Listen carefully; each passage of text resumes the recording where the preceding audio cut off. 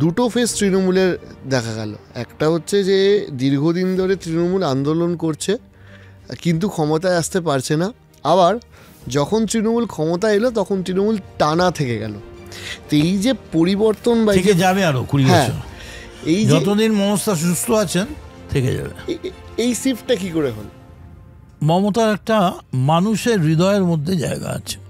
মান্নাদের একটা গান ছিল যে কাগজে লেখো নাম কাগজ ছিঁড়ে যাবে, পাথরে লেখো নাম পাথর ক্ষয়ে যাবে। ঠিক সেই রকমই মমতা ব্যানার্জির একটা অদ্ভুত মানুষের মধ্যে একটা জায়গা রয়েছে।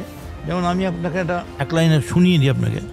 দে দে পাল তুলে দে, দে দে পাল তুলে দে, মাঝি হেলা করিস না, পাল তুলে দে, ওরে পাল তুলে দে, মাঝি হেলা করিস না, ছেড়ে দে নৌকা আমি যাব মদিনা, আরে ছেড়ে দে নৌকা আমি যাব মদিনা, আমার হৃদয়েতে জনতা নয়নে মমতা।